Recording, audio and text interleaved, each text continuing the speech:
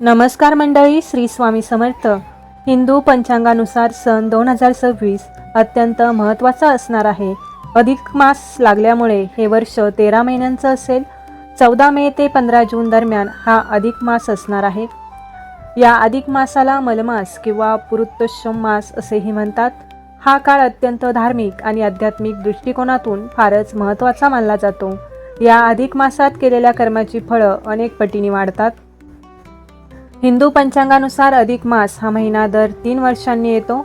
या महिन्यात सूर्य संक्रांत नसते आणि म्हणून हा महिना मलिन असा धुंड म्हणून मानला जातो. या महिन्यात कोणतेही मंगल कार्य हे केले जात नाही. जेव्हा एकच चांद्रमास दोनदा येतो तेव्हा पहिल्याला अधिक मास आणि दुसऱ्याला शुद्ध मास असे म्हणतात. चंद्र आणि सूर्य वर्षामध्ये संतुलन राखण्यासाठी अधिक मास दर 3 वर्षांनी एकदा येत असतो आणि या महिन्याला धोंड्याचा महिना असे देखील म्हणतात. हा महिना भगवान विष्णूंना समर्पित आहे. नकारात्मकतेला तुमच्या जीवनावर प्रभाव टाकण्यापासून रोखण्यासाठी या महिन्यात काही नियमांचे पालन हे केलं पाहिजे आणि ते आपण पुढील प्रमाणे पाहूयात.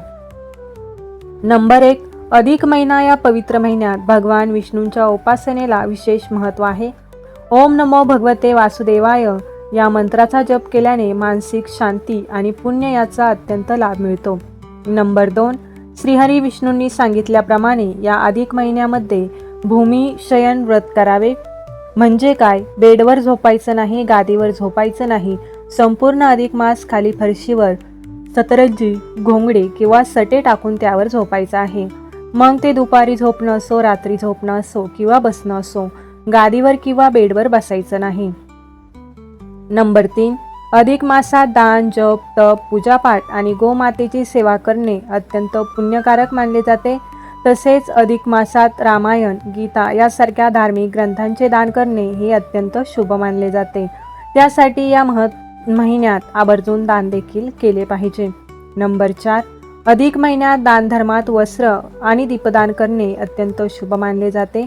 विशेषतः अनंताचे दान, दीपदान आणि काशाच्या भांड्यात मालपोवा दान करणे अत्यंत शुभ मानले जाते. नंबर 5. अधिक महिन्यात अनारसे, पत्तासे, खारका, सुपारी किंवा फळं असतील तर ती संख्येमध्ये सत्पात्र म्हणजे पात्रासह दान करायचे आहेत. आता जावयाला दान देणं वेगळं आणि हे जे दान आहे ते आपण एखाद्या मंदिरामध्ये गुरुजींना किंवा एखाद्या गरजू व्यक्तीला द्यायचं असेल तर तुम्ही देऊ शकता. नंबर 6.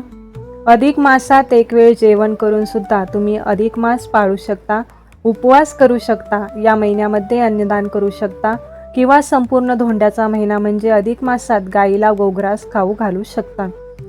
जोडपं भोजन म्हणजे एखादं जोडपं बोलवायचं आणि संपूर्ण अधिक मास त्यांना दुपारचं किंवा रात्रीचं जेवण आपल्या घरी जेवू घालायचं. किंवा तुम्ही एखादी सवासीन स्त्री बोलवू शकता आणि तिला सुद्धा जेवण घालू शकता. नंबर 7. त्याचप्रमाणे अधिक महिन्यात आवळी स्नान देखील करू शकता. तीर्थस्नान करू शकता. आता तीर्थस्नान तर आपण दररोज काही करू शकत नाही. मग काय करायचं? अधिक मास सुरू होण्या अगोदरच पूजा साहित्याच्या दुकानातून गंगाजल आणून ठेवायचं किंवा तुमच्या घराच्या आजूबाजूला कुठे एखादं तीर्थक्षेत्र असेल तर तिथे नदी असेल तर त्या नदीचं पाणी घरी आणून ठेवायचं आणि संपूर्ण अधिक मास रोज अंघोळीच्या पाण्यामध्ये ते पाणी थोडंसं मिक्स करायचं आणि त्या पाण्याने स्नान करायचं आहे. नंबर 8. या महिन्यात धरण पारण भोजन व्रत करू शकतो. म्हणजे एक दिवस जेवण करायचं, एक दिवस उपवास करायचा. हे व्रत पण तुम्ही करू शकता किंवा आपण दुसऱ्या पद्धतीने देखील धरण पारण करू शकतो. ते म्हणजे दिवसातून फक्त एकदा जेवायचं, म्हणजे आपण संध्याकाळी एकदा जेवण करायचं असं देखील करू शकतो. याबद्दलचा सविस्तर व्हिडिओ आपल्या चॅनलवरती येणार आहे. त्यामध्ये तुम्हाला सविस्तर आणि संपूर्ण माहिती मिळणार आहे. नंबर 9. महाविष्णूंना आवळा अत्यंत प्रिय समजला जातो आणि म्हणून या महिन्यात काही जण आवळ्याच्या झाडाखाली आपलं धार्मिक अधिष्ठान जापे सुद्धा आवर्जून करतात. तर काही जण या आवळ्याला कोरून त्यामध्ये तिळाच्या तेलाचा दिवा देवासमोर किंवा अगदी मंदिरात जाऊन देवासमोर लावतात. हे सुद्धा पुण्यकारक समजलं जातं. नंबर 10. या महिन्यामध्ये केली जाणारी काही लोकप्रिय व्रतसुद्धा आहेत जे आवर्जून वर्षानुवर्ष महिला करतात. त्यामध्ये हळदी कुंकू, स्वास्तिक, चौक व्रत, लाखोळी व्रत, त्यानंतर गोपद्य व्रत केलं जातं. नंबर 11, अधिक महिन्यात दररोज तुळशीची पूजा देखील केली जाते किंवा एखादी सवासिनी बोलवून तिची रोज ओटी भरली जाते किंवा एखाद्या सवासिनी स्त्रीला बोलवून रोज तिला चहा आवडत असेल तर चहा किंवा दूध आवडत असेल तर दूध तिला पाजलं जातं. एकतर सकाळचा चहा किंवा संध्याकाळचा चहा किंवा संध्याकाळचं दूध किंवा सकाळचं दूध. तर ही काही व्रते आणि दानं आहेत, ते आपण अधिक मासामध्ये करू शकतो.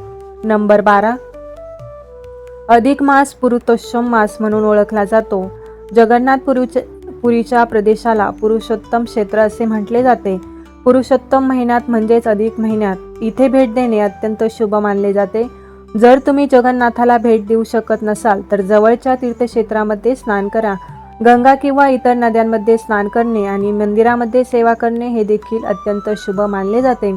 नंबर 13, या अधिक मासात आपल्या देवघरातील शालिग्राम मूर्तीसमोर संपूर्ण महिनाभर तुपाचा अखंड दिवा तेवत ठेवा.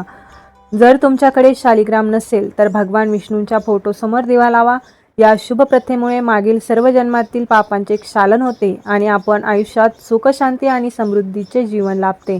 नंबर 14, या अधिक महिन्यात पुरुषोत्तम महात्म्याचे पठण करणे अत्यंत फलदायी ठरते. हे शक्य नसल्यास भगवतीचे पठण करावे किंवा दररोज गीतेचे आणि पुरुषोत्तम महात्म्याच्या शेवटच्या अध्यायाचे त्यांच्या अर्थासह पठण करावे. या महिन्यात विष्णू सहस्रनामाचे सुद्धा पठण करणे अत्यंत शुभ मानले जाते. विष्णू सहस्रनाम तर आवर्जून पठण करावे. तसेच रामरक्षा स्तोत्राचे आपण पाठ देखील करू शकतो. नंबर 15, अधिक मासात विवाह, गृहप्रवेश, मौजी बंधनं, बारसं, मुंडन यासारखे शुभ आणि मंगलमय कार्य केली जात नाहीत. असे मानले जाते की या महिन्यात शुभ कार्य केल्यास अपेक्षित फळ मिळत नाही. नंबर 16, या महिन्यात केस कापणे किंवा नखे कापणे टाळावे. नंबर 17, या महिन्यात सात्विक जेवण करावे. तामसिक पदार्थ जसे की कांदा, लसूण, मांस हे पूर्णपणे वर्ज्य करावे. नंबर 18, अधिक मासात म्हणजे धोंड्याच्या महिन्यात जावयाला श्री विष्णूंचे रूप मानून 33 अनारसे, तांब्याच्या किंवा चांदीचा दिवा आणि ताट तसेच नवीन कपडे आहेर म्हणून देण्याची परंपरा आहे. या प्रथेलाच आपण धोंड्याचे जेवण असे देखील म्हणतो. नंबर 19, अधिक महिन्यात आवळा व तिळाचं उटणं संपूर्ण महिनाभर अंगाला लावून नंतर अंघोळ केली जाते. महाविष्णूंना आवळा अत्यंत प्रिय समजला जातो आणि म्हणून काही जण आवळ्याच्या झाडाखाली आपलं धार्मिक अधिष्ठान जप-जापसुद्धा या महिन्यात आवर्जून करतात. तर काही जण या आवळ्याला कोरून त्यामध्ये तिळाच्या तेलाचा दिवा देवासमोर किंवा अगदी मंदिरात जाऊन देवासमोर लावतात. हे सुद्धा पुण्यकारक समजलं जातं. नंबर 20, दर 3 वर्षांनी येणारा अधिक मासात दानाला अत्यंत महत्त्व आहे. दान देताना अनारसे, बत्तासे, रेवड्या, मोदक, बर्फी, सप्तदाने अशी दिली जातात. अनारसे, बत्तासे यासारख्या पदार्थांचे 33 नग या प्रमाणात दान दिले जाते. दीपदान, तांब्याचे पात्र, वस्त्रदान या गोष्टी दान कराव्यात.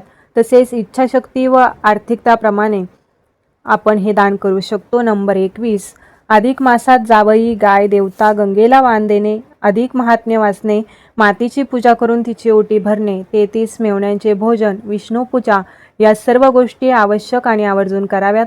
नंबर 22, भगवान विष्णू यांचा आशीर्वाद मिळवण्यासाठी दीपदानाला या महिन्यात अत्यंत महत्त्व आहे. धार्मिक मान्यतेनुसार जावयाला निरंजन दिल्यामुळे तुम्हाला लक्ष्मी आणि भगवान विष्णूंचे आशीर्वाद मिळतात आणि म्हणून या महिन्यात अनेक जण जावयाला अधिक मासात घरी बोलवतात. त्यासाठी छान छान खाद्यपदार्थ बनवतात आणि यासोबतच 33 अनारसे, 33 बत्ताशे आणि त्यासोबत एक चांदीचं निरंजन देतात आणि 33 दिव्यांनी जावयाचं औक्षण करतात. हीच परंपरा पूर्वीपासून चालत आलेली आहे. अधिक महिन्यात भगवंतासाठी निष्काम भावनेने धार्मिक कार्य करण्याची प्रथा आहे आणि त्यामुळे आपल्या हातून घडलेल्या नकळत चुकांचे प्रायचित्त करून त्यातून मुक्त होऊन पुण्य कमवण्याचा राजमार्ग याचं अधिक महिन्यात आहे. आणि म्हणून असं म्हटलं जातं की जर 3 वर्षांनी येणाऱ्या अधिक महिन्यात आपल्याकडून स्वतःची आत्मशुद्धी करून घेण्याची ही खूप मोठी पर्वणीच आहे. तर अशा प्रकारे दर 3 वर्षातून एकदा अधिक महिना येतो. त्याला अधिक मास, धोंड्याचा महिना किंवा पुरुषोत्तम मास असेही म्हणतात आणि त्यामुळेच वरील नियमांचे पालन अवश्य करावे आणि त्यामुळे भगवान विष्णूंची विशेष कृपा, आशीर्वाद आपल्याला प्राप्त होतात. तर तुम्हाला माझी आजची माहिती महत्त्वपूर्ण वाटली असेल किंवा आवडली असेल तर व्हिडिओला नक्की लाईक करा, शेअर करा व चॅनलला सबस्क्राईब करायला मात्र अजिबात विसरू नका. व्हिडिओ शेवटपर्यंत पाहिल्याबद्दल अगदी मनापासून तुमचे खूप खूप आभारी. धन्यवाद. श्री स्वामी समर्थ. जय जय स्वामी समर्थ. रामकृष्ण हरी. जय जय रामकृष्ण हरी. ओम नमो भगवते वासुदेवाय नमः.